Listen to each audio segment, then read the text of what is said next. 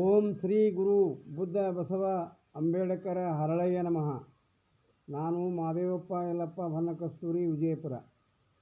ಶ್ರವಣ ಮಾಡುತ್ತಿರುವ ಎಲ್ಲ ಸದ್ಭಕ್ತರಿಗೆ ನನ್ನ ಶರಣು ಶರಣಾರ್ಥಿಗಳು.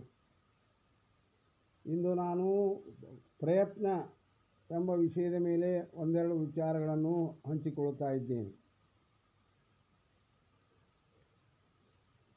ಈ ಜಗತ್ತಿನಲ್ಲಿ ಪ್ರಯತ್ನಹೀನರು, ಮಂದಮತಿಗಳು, ತೀಕ್ಷ್ಣಮತಿಗಳು, ಪ್ರಯತ್ನಶೀಲರು ಎಲ್ಲರೂ ಇರುತ್ತಾರೆ. ಆದರೆ ನಾವು ನಮ್ಮ ಕರ್ಮಕ್ಕೆ ಅನುಸಾರವಾಗಿ ಬಂದದ್ದು ಅದನ್ನು ಹಳಿಸುತ್ತೇವೆ. ನಮ್ಮ ಹಣೆಬರ ನಮ್ಮ ಕರ್ಮ ಎಂದು ನಮ್ಮಷ್ಟಕ್ಕೆ ನಾವೇ ಕೀಳರಿಮೆಯನ್ನು ತಾಳುತ್ತೇವೆ. ಹೀಗೆ ಅನಿತ್ಯವಾದ ವಿಷಯ ಪ್ರಾಪ್ತಿಗೆ ನಾವು ಹಗಲಿರುಳು ಹಂಬಲಿಸುತ್ತೇವೆ. ನಿತ್ಯವಾದ ಆತ್ಮದ ಅರಿವು ನಮಗಾಗುವುದಿಲ್ಲ. ಯಾಕೆಂದರೆ ಇಚ್ಛಿತ ವಸ್ತುಗಳು ಪ್ರಾಪ್ತವಾಗಲು ನಾವು ಸಾಕಷ್ಟು ಪ್ರಯತ್ನ ಪಡುತ್ತೇವೆ.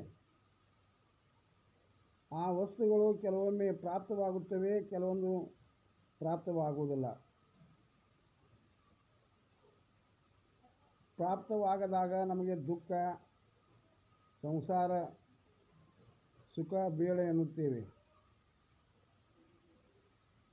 ಆದ್ದರಿಂದ ನಾವು ಪರಮ ಸುಖಿಗಳಾಗಲು ಪಾರಮಾರ್ಥ ಸುಖಕ್ಕೆ ಪ್ರಯತ್ನಿಸಬೇಕು. ಪ್ರಯತ್ನ ಬಿಡಬಾರದು. ಪ್ರಯತ್ನ, ಹೋರಾಟ ಇವು ಒಂದೇ ನಾಣ್ಯದ ಎರಡು ಮುಖಗಳು. ಮಲಗಿದ ಸಿಂಹದ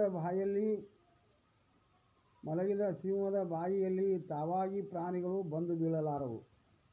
ಅದರಂತೆಯೇ ನಮ್ಮ ಪ್ರಯತ್ನವಿಲ್ಲದೆ ನಾವು ಯಾವುದನ್ನು ಸಾಧಿಸಲಿಕ್ಕೆ ಬರುವುದಿಲ್ಲ. ಪಾರಮಾರ್ಥಿಕ ನಮಗೆ ದಕ್ಕುವುದಿಲ್ಲ ಎಂದು ಆಲಸ್ಯದಿಂದ ಪ್ರಯತ್ನ ಮಾಡದೆ ನಮ್ಮ ಹಣೆಬರವನ್ನು, ನಮ್ಮ ಕರ್ಮವನ್ನು ನಾವು ನಮ್ಮಷ್ಟಕ್ಕೆ ನಾವು ಹೀಯಾಳಿಸಿಕೊಳ್ಳುತ್ತೇವೆ. ಅನಿತ್ಯವು ನಿತ್ಯವಲ್ಲ ಎಂಬುದನ್ನು ನಾವು ಅರಿಯಬೇಕು. ಭೋಗಗಳ ಆಶೆಗಳನ್ನು ತೊರೆಯದೆ ನಮಗೆ ವೈರಾಗ್ಯ, ವಿರಕ್ತಿ, ಸುಖ, ಶಾಂತಿ, ಸಮಾಧಾನ ಸಿಗುವುದಿಲ್ಲ. ಆದ್ದರಿಂದ ಶಮ, ದಮೆ, ಉಪರತಿ, ತಿತಿಕ್ಷೆ, ಸಮಾಧಾನ, ಶ್ರದ್ಧೆಗಳೆಂಬ 6 ಸಾಧನಗಳನ್ನು ನಾವು ಮಾಡಬೇಕು.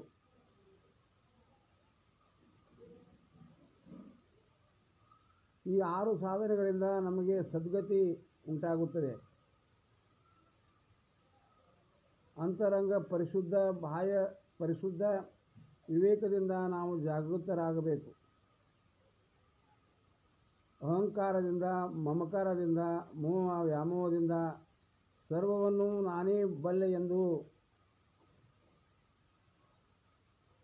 ನಾವು ನಡೆದಾಗ ನನ್ನ ಭಾವ ಅದು ಅಹಂಕಾರ ಮಮಕಾರದಿಂದ ಕೂಡುತ್ತದೆ.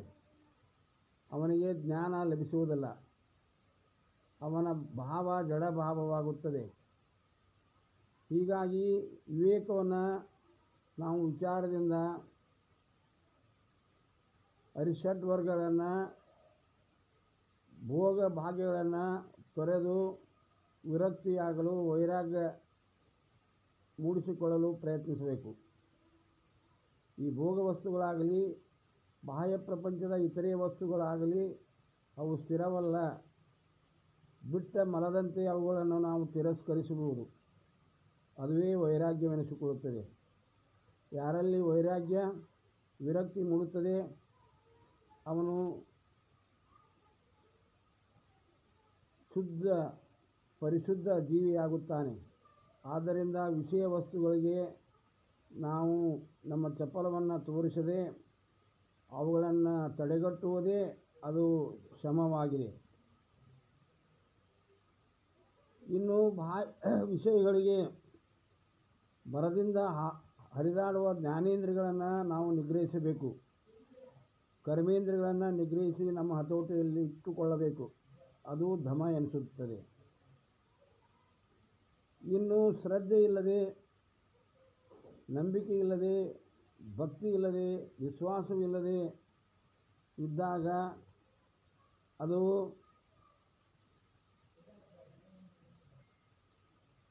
ನಮ್ಮ ಜ್ಞಾನವನ್ನು ಮುಚ್ಚಿಸಿಬಿಡುತ್ತದೆ. ಆದ್ದರಿಂದ ಆ ದೃಢತರವಾದಂಥ ವಿಶ್ವಾಸವನ್ನು ನಾವು ಭಗವಂತನಲ್ಲಿ ಇಡುವುದೇ ಶ್ರದ್ಧೆ. ಶ್ರದ್ಧೆಯಿಂದ ಒಳಗೂಡಿದಾಗ ನಮ್ಮ ಮನಸ್ಸು ಕಾಮ, ಕ್ರೋಧ, ಮೋಹ, ಲೋಭ, ಮದ, ಮತ್ಸರ, ವಿಕಲ್ಪಾದಿ ದೋಷಗಳನ್ನು ಅದು ದೂರೀಕರಿಸುತ್ತದೆ. ಚಿತ್ತವನ್ನು ಸ್ಥೈರ್ಯದಿಂದ ಇರಿಸುವುದೇ ಸಮಾಧಾನವು. ನಮ್ಮ ಮನಸ್ಸನ್ನು, ಮರಕಟ್ಟನಂತೆ ಇರುವ ಮನಸ್ಸನ್ನು ನಾವು ಸಮಾಧಾನ ಪಡಿಸಿಕೊಳ್ಳಬೇಕು. ನಮ್ಮ ತನು ಮನಗಳನ್ನು ಸಂತೈಸಿಕೊಳ್ಳಬೇಕು. ಮನಸ್ಸನ್ನು ಪುನಃ ವಿಷಯಕ್ಕೆ ಅವುಗಳನ್ನು ಹರಿಯಗೊಡದೆ ಬಿಟ್ಟ ವಿಷಯಗಳನ್ನು ಪುನಃ ಸ್ಮರಿಸದಿರುವುದೇ ಅದು ಉಪರತಿಯು. ಇನ್ನು ಶರೀರಕ್ಕೆ ಬಿಡದೆ ಕಾಡುತ್ತಿರುವ ಪ್ರಾರಬ್ಧ ಕ್ಷೀಣ ಮಾಡಿ ಶೀತೋಷ್ಣ, ಸುಖ, ದುಃಖಾದಿ ದಂಡುಗಳನ್ನು ಸಹಿಸಿಕೊಳ್ಳುವುದೇ ತಿತಿಕ್ಷೆ. ಆದ್ದರಿಂದ ನಮ್ಮ ಜೀವನದಲ್ಲಿ ಈ 6 ಸಾಧನಗಳು ಶಮ, ಧಮ, ಉಪರತಿ, ತಿತಿಕ್ಷೆ, ಸಮಾಧಾನ, ಶ್ರದ್ಧೆ, ಈ 6 ಸಾಧನಗಳನ್ನು ನಾವು ನಿತ್ಯ ಜೀವನದಲ್ಲಿ ಅಳವಡಿಸಿಕೊಂಡಾಗ, ಆ ಗುರುವನ್ನು ಅರಿಸಿ ಜ್ಞಾನವನ್ನು ಪಡೆದುಕೊಂಡಾಗ ನಾವು ಸಂಸಾರದಿಂದ ಮುಕ್ತರಾಗುತ್ತೇವೆ, ಮುಮುಕ್ಷ ಹೊಂದುತ್ತೇವೆ. ಅಂಥ ನಮ್ಮಲ್ಲಿ ತೋರುವ ಅಹಂಕಾರ, ಮಮಕಾರಗಳನ್ನು, ಮೋಹ ಭಾವನೆಗಳನ್ನು ತ್ಯಜಿಸಿ ಸನ್ಮಾರ್ಗದಲ್ಲಿ ನಾವು ನಡೆಯೋಣ. ಜ್ಞಾನವೇ ಇದಕ್ಕೆ ಮುಖ್ಯ ಸಾಧನ ಎಂಬುದನ್ನು ಅರಿತುಕೊಳ್ಳೋಣ. ಆತ್ಮಜ್ಞಾನ, ವೈರಾಗ್ಯ, ಉಪರತಿ ಇವುಗಳನ್ನು ನಾವು ಅರಿತು ಶಿವನ ನಾಮಸ್ಮರಣೆಯನ್ನು ಮಾಡುತ್ತಾ ನಿತ್ಯ ಜೀವನದಲ್ಲಿಯ ಕರ್ಮ ಫಲಗಳು ನಮಗೆ ಲಭಿಸುತ್ತವೆ. ಅಂತಹ ವೈರಾಗ್ಯ, ವಿರಕ್ತಿ, ಜ್ಞಾನವನ್ನು ಹೊಂದಿ ನಮ್ಮ ಜೀವನವನ್ನು ಅರಿತು ಅರ್ಥೈಸಿಕೊಂಡು ವಿಚಾರಿಸಿ ಆಚಾರದಲ್ಲಿ ಅನುಷ್ಠಾನ ಮಾಡಿಕೊಳ್ಳೋಣ ಎಂದು ಹೇಳುತ್ತಾ ಎಲ್ಲರಿಗೂ ಶರಣಾರ್ಥಿಗಳು.